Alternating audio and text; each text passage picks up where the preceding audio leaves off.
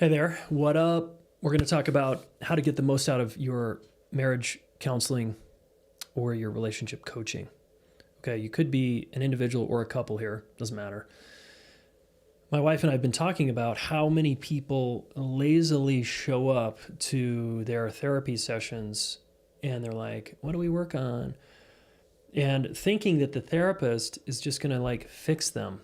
And if they go on a regular basis, somehow that's going to change their marriage. It's not. So you've got to get a little smarter, okay? In our relationship coach training program, where I train, hundreds of relationship coaches from all over the world, we talk about how to be a client. And because they have to do all these practice calls with each other. So there's two things you need to consider when being a client and not creating user error in your coaching or therapy experience. And those two things are this. The first thing is you've got to be coachable. You actually need to be receptive, and you got to get out of any kind of expert.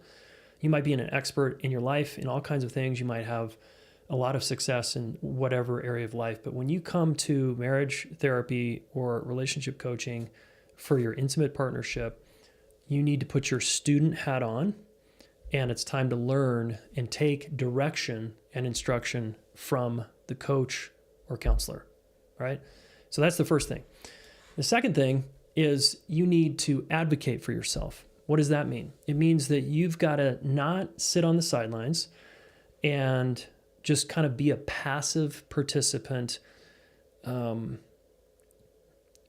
if you don't like something and you don't just go along with it. If you don't like what the therapist or coach is doing, you say, hey, can we call time out for a second? I don't understand why you're having us do this.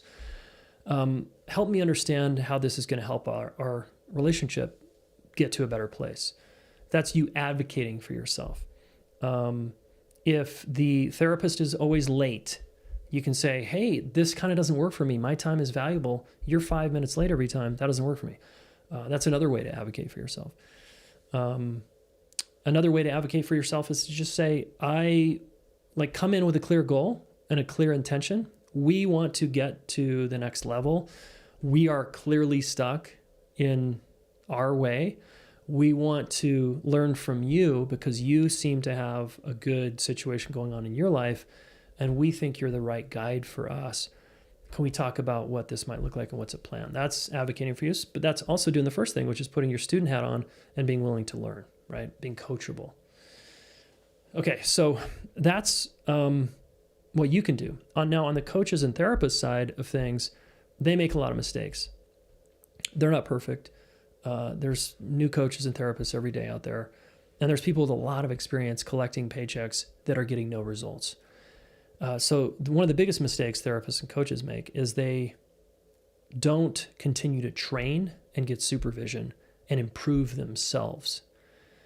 Why would you want to see a professional coach or a professional counselor who is not rigorously and actively seeking guidance from people farther along than they are?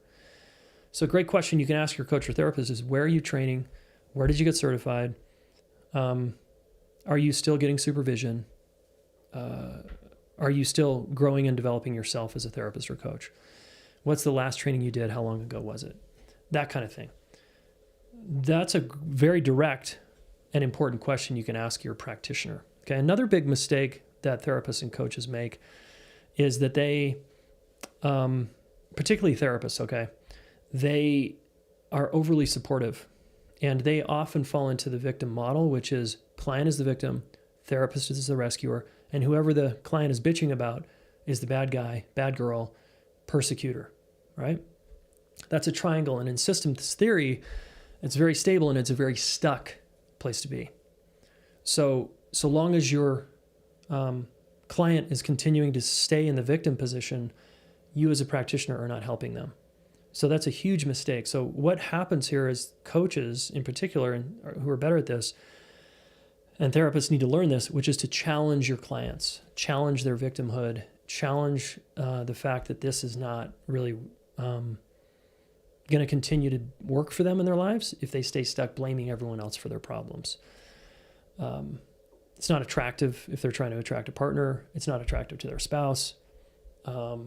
We want to move into a place of empowerment where we're no longer a victim, but we're an author. I cover this extensively in my book, Getting to Zero.